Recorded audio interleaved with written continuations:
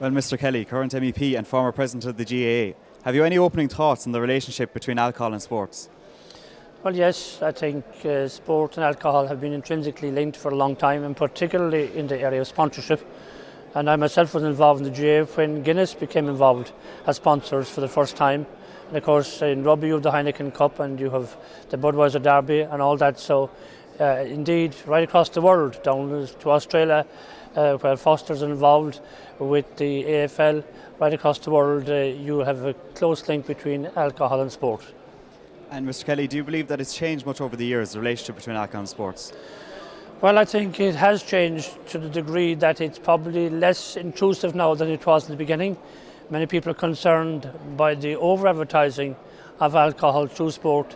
I think the sponsorship has become more sensitive and probably more passive than it would have been in years gone by, but it's still quite obvious to everybody, I think, who is sponsoring the major competitions.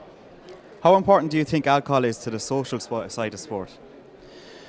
Well, see, sport is the same as life, and people socialise, and I think that an awful lot of people like to go to a bar and have a drink or two when they socialise, and I think that is something that we should accept as normal.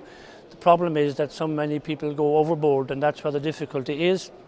But there's a danger of throwing the baby out with the bathwater by banning everything.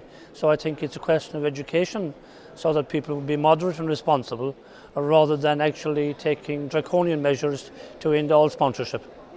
And finally, Mr. Kelly, do you think there is a relationship between how much a player drinks and their performance?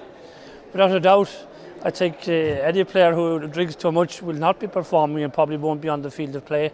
And indeed, you'd be surprised at the number of athletes, both amateur and professional, who actually abstain totally from alcohol during the playing season.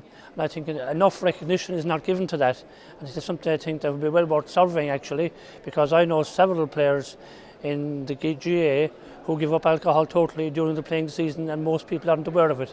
So yes, you cannot have it both ways.